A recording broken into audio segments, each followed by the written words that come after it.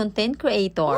Ngayong araw nga ay may ganap sila Nika at Erin sa school. Sumama na nga ako sa school pero bawal pala kaming manood. Pero bago yan, ito muna ang kaganapan ng umaga. 5:30 na nga ng umaga sa mga oras na yan. Nakabangon nga agad ako dahil mahimbing pa rin nga ang tulog ni Kyle. Kaya naman eto't may time pa akong uminom ng Milo na may gatas. Kumakain pa rin kasi sila Nika at Erin sa mga oras na yan. Gumising ako ng maaga dahil nga may ganap sila Nika at Erin sa school. At dahil ulirang tita at masunuring manugang, eto at nagising ng maaga ang friendship nyo.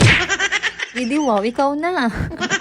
Eto at tinulungan ko na si Nika magsuot nitong costume niya. Oh, alam niyo na, friendship, kung anong ganap nila sa school. Kailangan daw kasi naka-costume sila para sa buwan ng wika. Kaya nga nagising ako ng maaga para matulungan ko si nanay mag-ayos kila Nika at Erin. Ang suot nga nila ngayon ay nasuot na nila nitong nakaraang taon. Opening pa lang kasi para sa buwan ng wika dahil sa katapusan pa nga ng buwan ang final judgment. Oh, vloggeries nyo, kumakaway pa.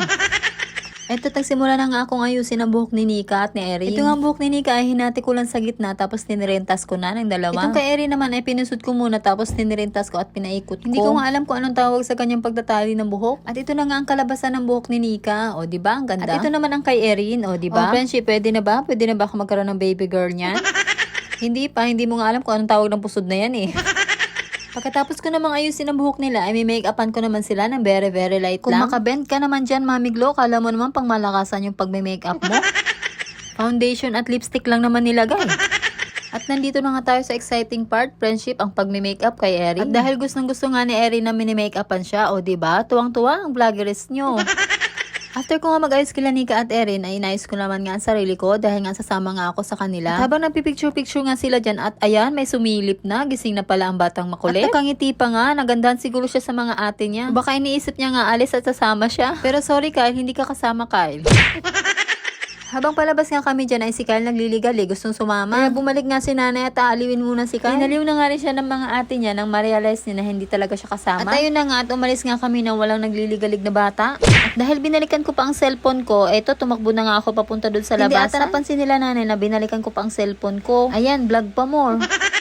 Mabuti na lang talaga at pagdating nila dyan sa may tricyclean ay wala pang driver. Kaya naman inantay pa nila muna. Sumabi na nga ako kila nanay maghatid sa school dahil nga may bibili na ako sa palengke. After ko naman dyan ay umuwi na rin naman agad ako. At si nanay nga ay aantay ng mga bata hanggang sa matapos ang program. At pagdating ko nga ng bahay, naabutan ko si Kyle nanonood ng TV. At aba, grabe ang epekto ng pinapanood niya. Parang hindi na ako makilala nito.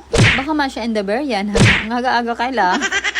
Inaaya ko na nga siya para pumunta sa kusina na makakain na. Aba, tingnan mo naman ang ginagawa Habang nagre-ready nga ako ng kakainin namin, itong si Kyle sunod na sunod sa akin. Gusto niyang pabuksan itong cupcake na kinuha niya. Nagsasariling kuha doon sa lagayan.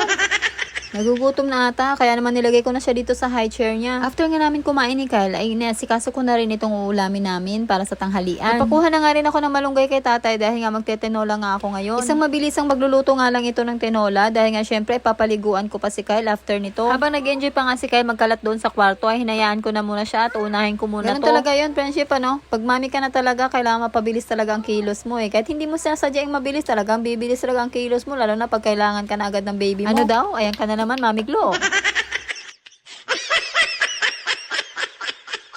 O sino na ba nakatry magluto nito, friendship? Pork nga ito na tinola. Para may iba naman, pag manok to, ay hindi naman ako makakain ito.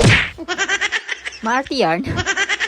At pagdating nga ng hapon ay dumating ang tita ng ni Kyle. At ayun si Kyle, tulala, syempre, processing muna. Nangingilala pa muna ulit. Lagi na lang nangingilala, Kyle. Tinititigan nga lang si ate. O siya, friendship, hanggang dito na lang muna. Thank you sa panonood. Hanggang sa susunod. Bye-bye. Tamang-tama, tapos na kami kumain. Lalantakan na namin tong donut.